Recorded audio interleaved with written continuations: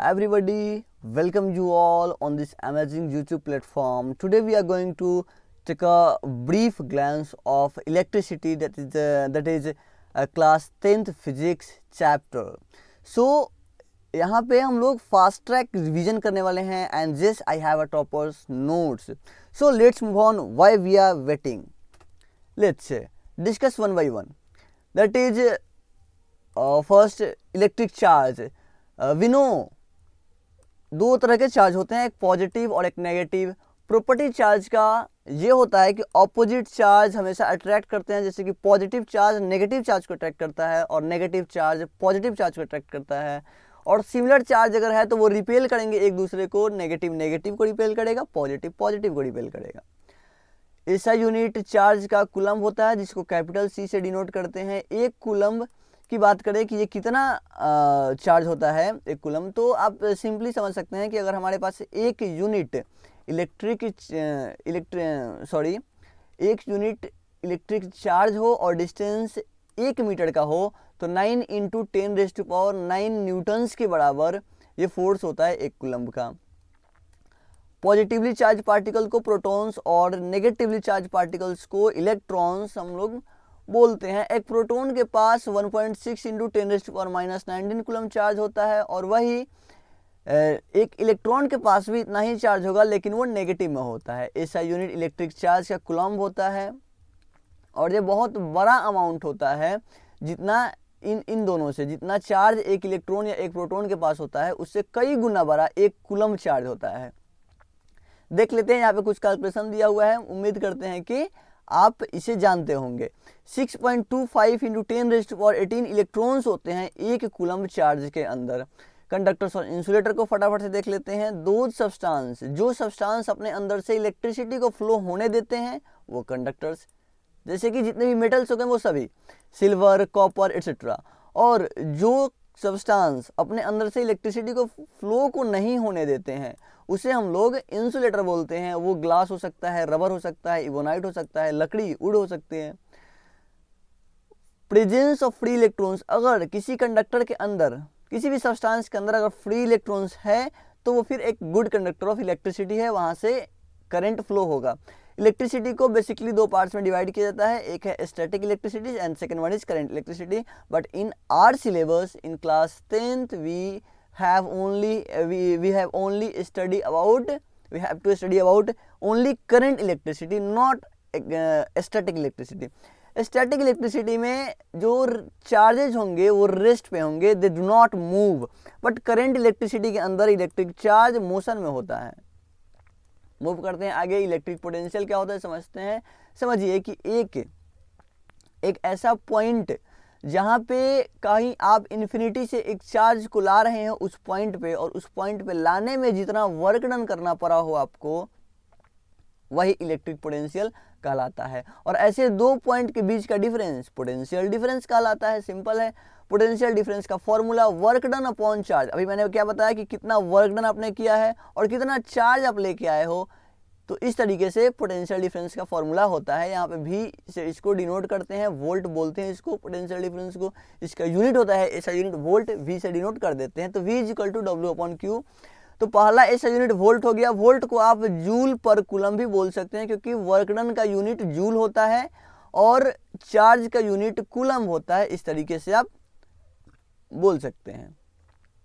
Potential difference को major करने के लिए वोल्ट मीटर डिवाइस का यूज किया जाता है, और इसको हम लोग पैरेलल कनेक्ट करते हैं सर्किट में. इलेक्ट्रिक करंट क्या होता है, तो electric current exactly what is electric current exactly, it's the flow of electric charge. Electric charge के फ्लो को हम इलेक्ट्रिक करंट कहते हैं, या फिर फ्लो ऑफ फ्री इलेक्ट्रॉन्स, ये भी आप कह सकते हैं. करंट का formula Q/T, which means Q means charge और T मीन्स टाइम, और इसका ऐसा यूनिट एम्पियर होता है, जिसको कैपिटल A से भी डिनोट किया जाता है. तो माइक्रो एम्पियर भी होता है, और ये मिली एम्पियर होता है. अगर मिली एम्पियर है, 1 मिली एम्पियर में 10⁻³ एम्पियर होंगे, और 1 माइक्रो एम्पियर में 10⁻6 एम्पियर होते हैं. करंट को मेजर करने के लिए एमीटर डिवाइस का यूज किया जाता है, और एमीटर डिवाइस को सीरीज में हम लोग सिर्फ कनेक्ट कर सकते हैं जब भी इलेक्ट्रिक सर्किट की बात करें तो डायरेक्शन क्या होता है इलेक्ट्रिक करंट का, तो कन्वेंशनल डायरेक्शन तो पॉजिटिव टू नेगेटिव होता है, पॉजिटिव टू नेगेटिव। लेकिन एग्जैक्टली होता क्या है कि electrons, basically electrons moves from negative to positive, we have discussed in it. लेकिन हम लोग कन्वेंशनल डायरेक्शन के अकॉर्डिंग चलते हैं। अगर एग्जाम से हमसे क्वेश्चन पूछे तो हम यही बताएंगे कि पॉजिटिव से नेगेटिव साइड इसका इलेक्ट्रिक करंट का डायरेक्शन होता है, लेकिन एक्चुअल फ्लो इलेक्ट्रॉन का नेगेटिव टर्मिनल से पॉजिटिव की तरफ होता है। बात करते हैं इलेक्ट्रिक सर्किट की। एक कंटिन्यूअस और क्लोज पाथ होता है इलेक्ट्रिक करंट का, जहाँ से इलेक्ट्रिक करंट फ्लो होता है उसे हम इलेक्ट्रिक सर्किट बोलते हैं। यहाँ पे कुछ सिंबल्स दिया गया है इलेक्ट्रॉनिक कंपोनेंट्स का, जैसे कि ये सेल का है और कॉम्बिनेशन ऑफ सेल कर देंगे तो ये बैटरी हो जाएगा, ये ओपन स्विच है, ये क्लोज स्विच है, ये वायर है, कनेक्टेड वायर है, और ये क्रॉसिंग वायर है विदाउट जॉइंट। आगे बढ़ते हैं, ये बल्ब है, ये वेरिएबल रेजिस्टेंस या रियोस्टेट का सिंबल है, और ये एमीटर है, ये वोल्ट मीटर है, और ये गैल्वेनोमीटर है, हम सबको देखेंगे। बैटरी क्या होती है, तो बैटरी दो या दो से ज़्यादा सेल्स का सीरीज कॉम्बिनेशन को हम बैटरी कहते हैं। बैटरी एक सेल को आप बैटरी नहीं कह सकते, जब तक दो या दो से ज़्यादा सेल कनेक्ट नहीं किया गया हो फिर आप उसे बैटरी नहीं कहेंगे। अगर आप रेजिस्टेंस को अपने अकॉर्डिंग चेंज कर पा रहे हैं तो वो वेरिएबल रेजिस्टेंस है, और इसी को हम रियोस्टेट भी नाम हम लोग देते हैं। The most important part of electricity chapter is Ohm's law. इसमें कहा क्या जाता है, it is basically relationship between current and potential difference, but what is exactly is saying in it at constant temperature. This is the most important line in this paragraph. Constant temperature की बात हो रही है। Constant temperature पे किसी भी conductor के अंदर जो करंट फ्लो होता है वो उसके पोटेंशियल डिफरेंस पे डिपेंड करता है, विच मीन्स कि करंट जो है वो डायरेक्टली प्रोपोर्शनल होगा पोटेंशियल डिफरेंस पे। और यहाँ से जब इस वाले साइन को हटाएंगे प्रोपोर्शनल वाले, तो यहाँ एक कांस्टेंट आएगा, और इसी कांस्टेंट को हम नाम देते हैं resistance. R is the constant and it's called resistance. Resistance depend करता है नेचर पे। नेचर क्या है कंडक्टर का, लेंथ पे, लेंथ ऑफ द कंडक्टर पे, area of cross section of the conductor, और टेम्परेचर पे। यहाँ पे देखने में ऐसा लग रहा होगा कि रेजिस्टेंस तो V मतलब पोटेंशियल डिफरेंस, और रेजिस्टेंस तो I मतलब कि करंट पे भी डिपेंड कर रहा। लेकिन मेरे दोस्त, मैं आपको क्लियरली ये बता दे रहा कि ऐसा बिल्कुल भी नहीं होता, और यहाँ से एग्जाम्स में क्वेश्चंस आए हुए हैं। आपको ये लिखना है कि रेजिस्टेंस पोटेंशियल डिफरेंस या करंट पे डिपेंड नहीं करता है, बस वो चार चीज़ों पे ही डिपेंड करता है। आगे बढ़ते हैं। ये रेजिस्टेंस एग्जैक्टली रेशियो होता है पोटेंशियल डिफरेंस और करंट जो इसमें फ्लो हो रहा है इनका। सो ये एक रेशियो है। सो रेशियो इस पर डिपेंड नहीं करता है। बेसिकली यही मैं बताना चाह रहा हूँ आपसे। करंट डायरेक्टली प्रोपोर्शनल होता है पोटेंशियल डिफरेंस का, और करंट इनवर्सली प्रोपोर्शनल होता है रेजिस्टेंस का। इस फार्मूला को आप इंटरचेंज करके खुद से भी समझ सकते हैं। रेजिस्टेंस होता क्या है exactly, what is exactly resistance is. So resistance is a property of a conductor. ये कंडक्टर का प्रॉपर्टी होता है which it opposes the flow of current. Current के फ्लो को अपोज करता है, और इसे ही हम लोग रेजिस्टेंस नाम दिए हुए हैं।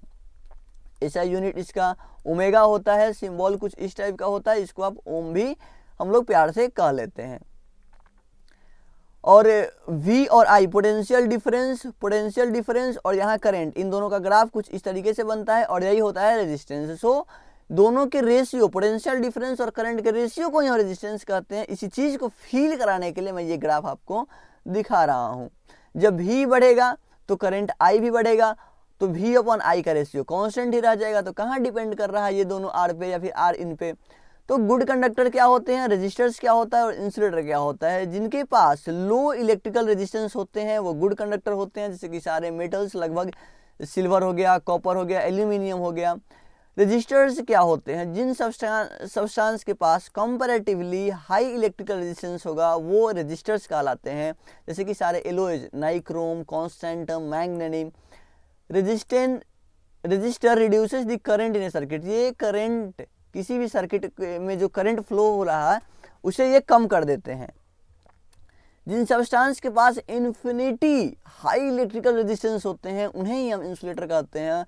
और इंसुलेटर के अंदर से इलेक्ट्रिसिटी फ्लो नहीं होता है, और इंसुलेटर में लकड़ी आ सकती है, प्लास्टिक होते हैं, रबर होते हैं, इबोनाइट रड भी हो सकता है।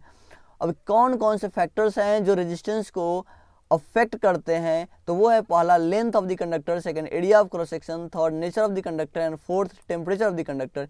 Effect of length of the conductor, जब लेंथ को हम इंक्रीज करेंगे तो रेजिस्टेंस भी बढ़ेगा, इसका मतलब R is directly proportional to resistance, R is directly proportional to resistance. अगर आप लेंथ कंडक्टर के बढ़ा रहे हैं तो रेजिस्टेंस भी बढ़ेगा, अगर आप एरिया को बढ़ा रहे हैं तो रेजिस्टेंस कम होगा, अगर आप एरिया को घटा रहे हैं तो रेजिस्टेंस बढ़ जाएगा। इस तरीके से एरिया के साथ रेजिस्टेंस का रिलेशन होता है।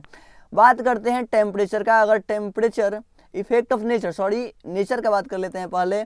नेचर, अगर हम मटेरियल्स ही चेंज कर दे तो फिर रेजिस्टेंस भी चेंज हो जाएगा। जैसे कि कॉपर का रेजिस्टेंस कम होता है as compare to nichrome, because nichrome एक एलोय है।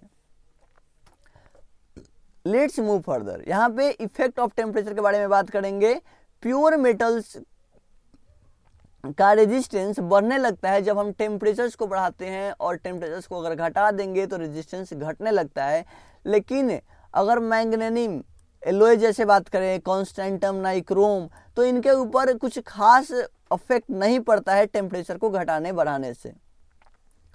रेजिस्टिविटी या स्पेसिफिक रेजिस्टेंस भी इसको हम कहते हैं। जैसे कि हमको पता है कि रेजिस्टेंस लेंथ पे डायरेक्टली डिपेंड करता है, रेजिस्टेंस एरिया पे इनवर्सली डिपेंड करता है। दोनों को मिक्स कर देंगे तो R is directly proportional to L/A होता है। और फिर से इस प्रोपोर्शन वाले साइन को हटाने के लिए यहाँ पे एक कांस्टेंट आता है जिसको हम रेजिस्टिविटी नाम देते हैं।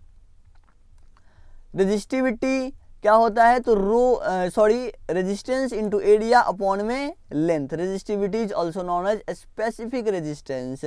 ये किसी भी कंडक्टर का इंट्रिंसिक प्रॉपर्टी होता है, ये कभी भी लेंथ पे और एरिया पे डिपेंड नहीं करता है। इसके यूनिट को देखते हैं तो यहाँ पे आप यूनिट इसका डायरेक्टली याद कर लीजिए, ओम मीटर यूनिट होता है। रेजिस्टिविटी लेंथ या फिर थिकनेस, मतलब एरिया पे डिपेंड नहीं करता है, ये नेचर पे और टेम्परेचर, बस दो ही चीज़ों पे डिपेंड करता है। रेजिस्टिविटी एलोयज का बहुत ही ज़्यादा होता है as compare to pure metals. Alloy does not undergo oxidation और burn easily at high temperature when it is red hot. Resistivity semiconductors होते हैं जैसे सिलिकॉन, जर्मेनियम, इनका बीच में होता है, कंडक्टर्स और इंसुलेटर के बीच में सेमीकंडक्टर का रेजिस्टिविटी होता है। कॉम्बिनेशन के बारे में देखते हैं। रेजिस्टेंस को हम लोग सीरीज और पैरेलली कंबाइन करते हैं। अगर हमको टोटल रेजिस्टेंस बढ़ाना हो तो आप उसे इंडिविजुअली सीरीज में कनेक्ट करिएगा, और उसे आप पैरेलल अगर कनेक्ट करेंगे तो उसमें रेजिस्टेंस ये जो इक्विवेलेंट रेजिस्टेंस है वो घट जाता है अगर पैरेलल कनेक्ट करते हैं। जब दो या दो से ज़्यादा रेजिस्टेंस को हम 1 to 1 ऐसे कनेक्ट करते हैं तो ये सीरीज होता है, और अगर दो रेजिस्टेंस या दो से ज़्यादा रेजिस्टेंस को किसी दो ही पॉइंट के बीच में अगर हम कनेक्ट करें तो वो हमारा पैरेलल कॉम्बिनेशन हो जाता है, और ये हुआ ये वाला सीरीज कॉम्बिनेशन। मूव करते हैं आगे। रेजिस्टेंस इन सीरीज के बारे में देखते हैं। इसमें कंबाइंड होता है 1 to 1, इसमें कनेक्ट होता है, इंडिविजुअली कनेक्ट होता है। इसको हम क्वेश्चन को ऐसे हम सॉल्व भी करते हैं। इसमें potential difference across the end of all the resistance in series is equal to the voltage of the battery. यहाँ पे पोटेंशियल डिफरेंस हो जाता है, डिफर कर जाता है, लेकिन करंट सबके पास सेम करंट मिलता है सारे एप्लियंसेस को। सारे अगर बल्ब हम कुछ बल्ब ऐसे कनेक्ट कर दिए तो सारे बल्ब के पास सेम करंट जाएगा, लेकिन पोटेंशियल डिफर कर जाएगा। पोटेंशियल सब में डिफरेंट पोटेंशियल इसमें जाने वाला है। यहाँ फार्मूला से भी आप इस चीज़ को समझ सकते हैं, यहाँ फार्मूला क्लियरली गिवन है। पैरेलल वाले की बात करते हैं। यहाँ पे कुछ रेसिप्रोकल का सम होने लगता है, कुछ इस तरीके से इक्विवेलेंट इसका। और यहाँ पे सोचने वाली बात ये है कि सबसे पहले सीरीज के बारे में एक बार थोड़ा सा और एक पॉइंट देख लेते हैं कि अगर मेरे पास 2, 4, 6 सपोज कि 2 ओम, 4 ओम और 6 ओम का रेजिस्टेंस है, और इनको हम सीरीज में कनेक्ट करते हैं तो सीरीज में जो इक्विवेलेंट रेजिस्टेंस आने वाला है वो ये जो सबसे बड़ा वाला रेजिस्टेंस है इससे भी बड़ा आएगा। लेकिन यही अगर यही अगर 2, 4 और 6 हमारे पास रेजिस्टेंस है और इसको हम पैरेलल में कनेक्ट करना चाहते हैं तो इक्विवेलेंट रेजिस्टेंस हमारा इस 2 वाले से भी कम आएगा, जो सबसे छोटा है इससे भी कम आने वाला है। ये बात आपको याद रखनी है। इसमें इसमें स्मॉलेस्ट इंडिविजुअल रेजिस्टेंस से भी कम आने वाला है रेजिस्टेंस। इसमें करंट डिफरेंट होता है लेकिन पोटेंशियल डिफरेंस सेम होगा, यहाँ पे क्लियरली मेंशन किया गया है। लेकिन करंट सब सारे डिवाइसेस का अलग अलग होता है। सो लेट्स मूव फर्दर। यहाँ पे कुछ इस तरीके से डेरिवेशन भी दिया हुआ है, आप इसको खुद से भी प्रीफर कर सकते हैं। देखते हैं कि डिसएडवांटेज क्या है अगर सीरीज में हम सीरीज सर्किट में डोमेस्टिक वायरिंग को, जो हमारे घर में वायरिंग होती है, उनको अगर हम सीरीज में कनेक्ट कर दें तो क्या उसका घाटा होने वाला है, उसे हानि क्या होने वाला है हमें। सीरीज सर्किट में अगर एक इलेक्ट्रिकल को में कुछ हो जाता है गड़बड़ी और वो स्टॉप हो जाता है तो बाकी सारे भी रुक जाएंगे। जैसे कि आप ऐसे अगर कनेक्ट किए हुए हैं और मान लीजिए कि ये वाला एप्लायंस आपका ख़राब हो गया तो फिर ये वाला भी काम करना ऑटोमेटिक बंद कर देगा, क्योंकि ये पावर सप्लाई यहीं तक कट हो गया।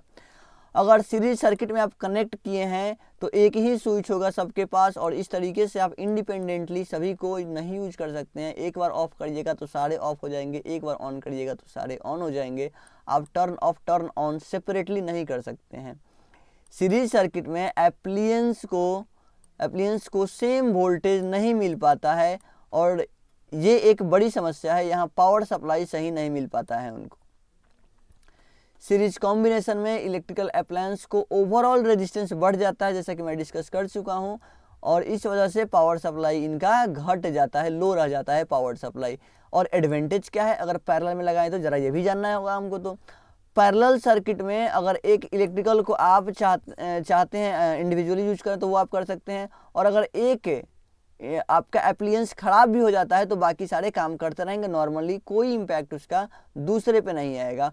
इसको हम लोग इंडिविजुअली यूज कर सकते हैं इंडिपेंडेंटली, बिना दूसरे को डिस्टर्ब किए हुए, क्योंकि इनमें सबका स्विच अलग अलग होता है। पैरेलल सर्किट में इलेक्ट्रिकल अप्लायंस को सेम वोल्टेज मिलता है, ये हम लोग पैरेलल कॉम्बिनेशन में ही देख लिए थे, और इसीलिए इनका पावर सप्लाई भी अच्छा होता है। पैरेलल कॉम्बिनेशन में ओवरऑल जो रेजिस्टेंस होता है वो कम हो जाता है, जिसके कारण इनका पावर सप्लाई हाई रहता है। तो ये था एडवांटेज और डिसएडवांटेज सीरीज और कॉम्बिनेशन का। बात करते हैं हम एक और बहुत ही अच्छा टॉपिक जो कि इलेक्ट्रिक पावर है। एग्जैक्टली पावर होता है क्या है, what is power? Power is the work done upon time taken. So यहाँ पे इलेक्ट्रिक पावर के बारे में हमको डिस्कस करना है। तो इलेक्ट्रिक पावर जो है वो electric work upon time taken होगा, तो electric work done upon time taken, so W upon T। और पावर है तो इसका यूनिट वॉट ही होने वाला है, जैसे कि आप 9th क्लास में पढ़े भी होंगे। और दूसरा, इसको दूसरे वर्ड में जूल पर सेकंड भी बोलते हैं। यहाँ से बहुत सारे क्वेश्चंस पूछे जाते हैं इस तरीके से यूनिट्स को घुमा के। 1 किलोवाट में 1000 वाट होता है, 1 किलोवाट को आप इस तरीके से KW से डिनोट किया जाता है। और इलेक्ट्रिक पावर एग्जैक्टली होता क्या है, तो डेफिनेशंस भी आपको अच्छे तरीके से याद होने चाहिए, क्योंकि एग्जाम्स में डेफिनेशंस भी पूछे जाते हैं। The rate at which electrical power is done और the rate at which electrical energy is consumed is called electric power. I think you have understand this clearly. So let's move on. What is the formula for calculating electric power? Electric power को calculate करने के लिए formula क्या क्या होता है? तो basically 3 formula होता है। हम लोग डायरेक्टली फॉर्मूला प्रीफर करेंगे। पहला फॉर्मूला है V इंटू आई। आप इसको VIP से याद कर सकते हैं। VIP very important person, VI is equal to P, इस तरीके से करके आप इसको याद कर सकते हैं, पहला पावर का फॉर्मूला।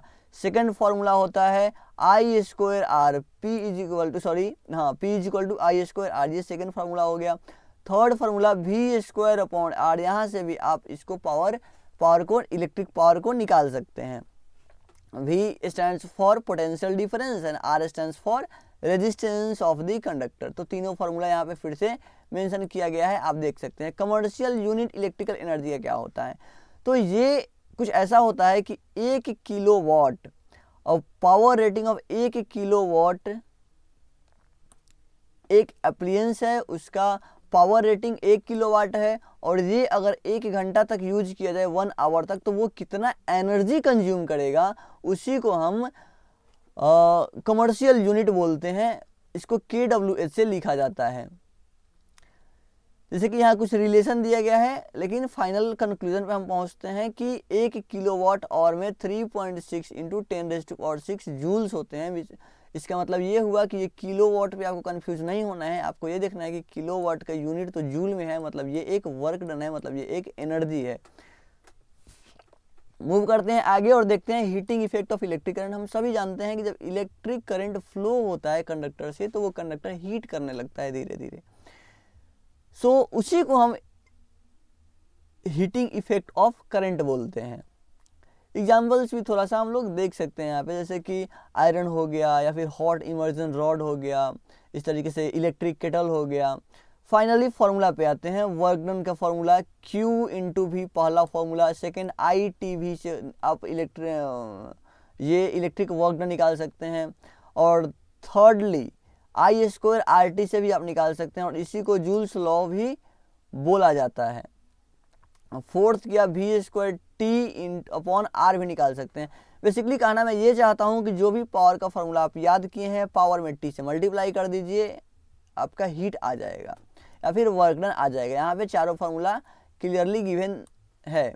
QV ITV, देखिए यहाँ भी T आया है, I² RT T आ गया, V²/R ये पावर होता था और इसमें T मल्टीप्लाई कर दिए तो फिर वर्क डन हो गया। I² RT को जूल्स लॉ ऑफ हीटिंग इसी को बोलते हैं। यहाँ से क्वेश्चंस हमेशा एग्जाम्स में पूछे जाते हैं। Heat produce in a wire is directly proportional to the square, ये बेसिकली इसी को एक्सप्लेन किया गया है यहाँ पे। So let's move further. Nichrome wire is use, nichrome wire का यूज हम लोग करते हैं इलेक्ट्रिक आयरन में हीट को जनरेट करने के लिए, और मेल्टिंग पॉइंट टंगस्टन का 3380 डिग्री सेल्सियस होता है, और इसीलिए इसका यूज बल्ब के अंदर होता है। कुछ एक्स्ट्रा पॉइंट्स हम लोग देखते हैं अपने चैप्टर्स को कंक्लूड करने से पहले। So first point is that electric charge एक फिजिकल प्रॉपर्टी है, it's not the intrinsic property of a substance. So it's you need to be clear concept on it. और इलेक्ट्रिक ये एक फिजिकल प्रॉपर्टी है electric charge, जिसके वजह से दूसरा चार्ज जब इसके आसपास में आता है तो वो एक तरह का फोर्स एक्सपीरियंस करता है। The substance having electric charge is said to be electrified। अगर किसी सब्सटेंस के पास इलेक्ट्रिक चार्ज है तो उस सब्सटेंस को आप इलेक्ट्रिफाइड बोलोगे, या फिर आप उस सब्सटेंस को चार्ज्ड सब्सटेंस या चार्ज्ड पार्टिकल्स बोलिएगा। स्पेस या रीजन जो एक चार्ज पार्टिकल्स के अराउंड में होते हैं, जहाँ पे दूसरा चार्ज अगर आए तो उसे कुछ इन्फ्लुएंस फील हो, तो उस फील्ड को इलेक्ट्रिक फील्ड कहा जाता है।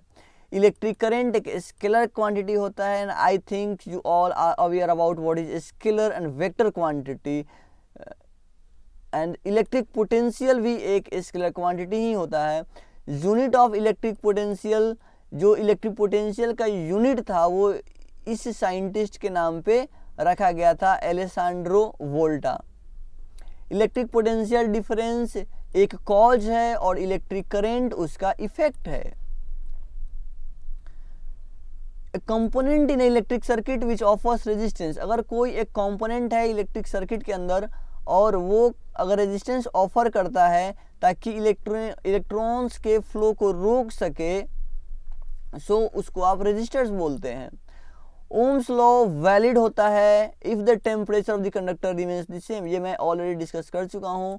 It's the most important line, it's the most important point in Ohm's law, that is at constant temperature. And here we have concluded the chapter, and thanks for watching. If you really like the content, and if you really like the what efforts I had put to deliver this lecture, and if you really like, just hit the like button and just hit subscribe button for more videos like this. Okay, thank you all, bye bye. Let's see you in other video. Okay, bye bye.